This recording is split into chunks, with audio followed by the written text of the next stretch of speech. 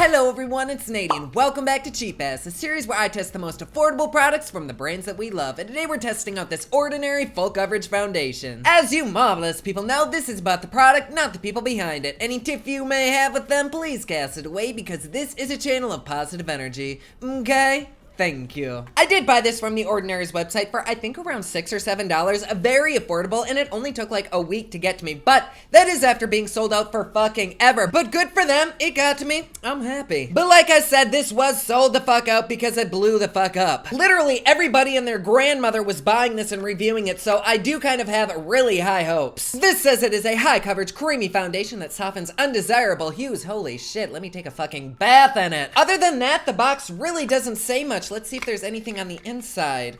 No. But the shade I got was medium with pink undertones, and honestly, this looks a lot more yellow than anything. I feel like I may have fucked up and gotten a shade too dark. Whoops. And then before I get too far into this, I am gonna apply some primer so that it can be drying while I look into this a little bit further. I'm just gonna be a basic bitch today and use the Smashbox Photo Finish Primer. I feel like that's pretty fail-safe. This is such a cute little bottle. Look at it. I just want to squeeze its cheeks. But the directions say to shake before use, dispense a small amount onto the palm or the back of your hand, smooth on and blend throughout the face, ideally outwards from the midpoint of the face. It does not say to use a brush or a beauty sponge, so we will try one on half of the face and the other on the other half. All right, shake the shit up. That's weird that there's no like little ball or something in it because I feel like it's very liquidy, almost like paint, and it should just have a little ball in it. Also, what the fuck is that? Why am I just seeing that? Did I scratch myself?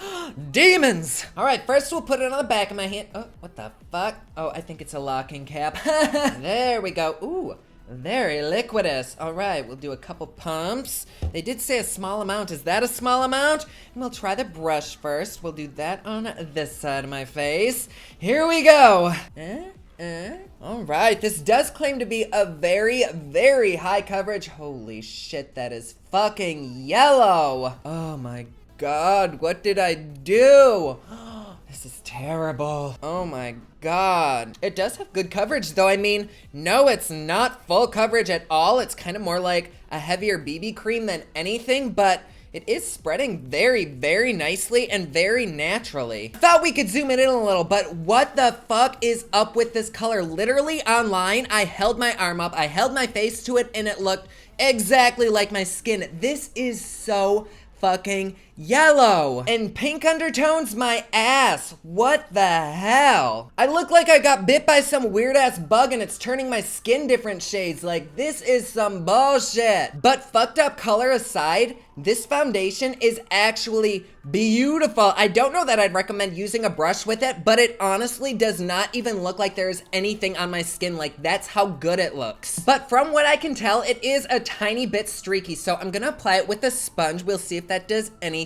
And this sponge instantly soaked up like half of the product, so I might have to apply a little bit more to this side, but so far, I actually think that I'm liking the sponge better. Okay, there we go. I added a little bit more to that side, and this is definitely the way to go with a sponge. This doesn't necessarily dry super quickly, so it's not like you have to work really fast, but I feel like with the brush, it's just streaky and kind of inconsistent. And at least from what I can tell, I think the sponge actually gave me a fuller coverage. But that color is killing me, jeez. All right, we have the brush side and the blender side, and for some reason, it's just not laying down right there. What the hell is up with that? But is this full coverage?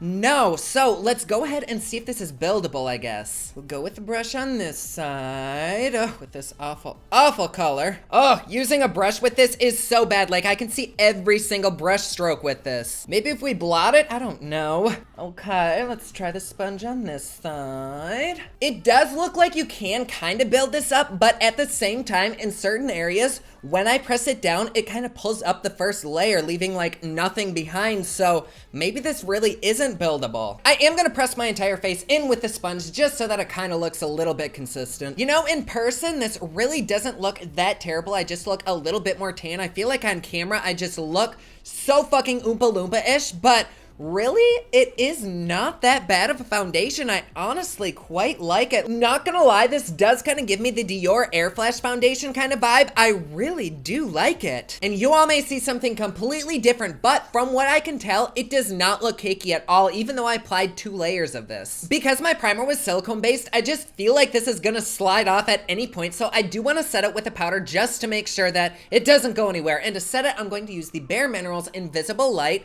I'm just gonna dust it everywhere. I think that quite actually setting this made it look even better. I mean, the brush side really is not that great. I am not impressed with it at all, especially because you can still see my flaws. Like, not a full coverage foundation when you use a brush. Definitely use the sponge, but setting this makes it so much prettier. And I think that setting it also does remove some of the coverage because I'm seeing some of my under eye shit down here now. But I am gonna go ahead and put the rest of my makeup on and wear this for a few hours. I will see you then. And we are back. I was able to kind of fix the coloring of the makeup with some concealer, but not really. It still looks terrible and yellow, but it has been about 6.5-ish hours, and I gotta say, this foundation looks fucking amazing. Like, possibly my new favorite foundation. Granted, I do not have oily skin. My skin is very normal, and I really did not sweat a whole lot, maybe just a little bit, but this held up insanely well, and it looks, to me, so good. I mean, what do you think? To me, it looks pretty damn natural. It does not look caked on.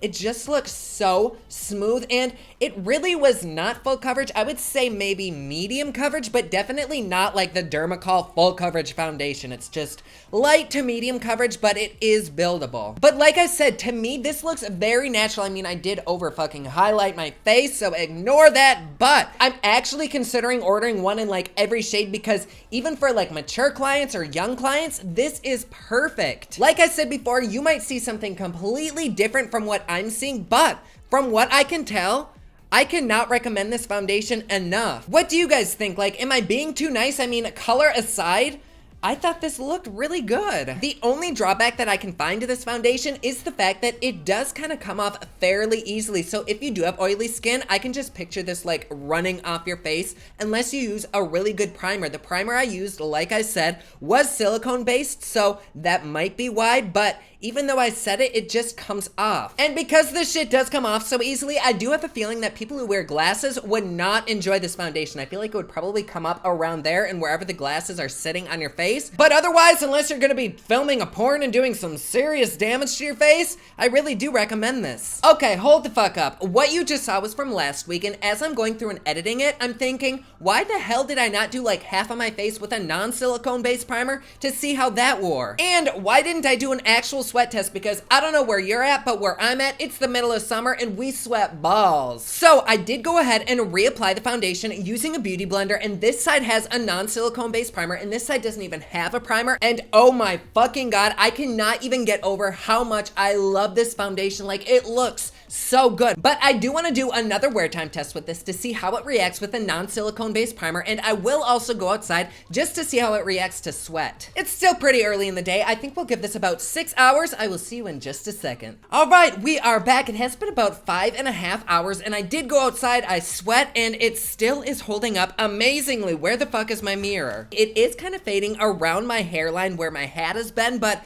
other than that, it's not really wiped off anywhere. To me, around my nose area on the side without the primer, it just looks a little bit more faded, and this side, at least from what I can tell, just looks a bit more polished. Or maybe they look the exact same. Fuck, I don't know. What do you think? No primer? Primer?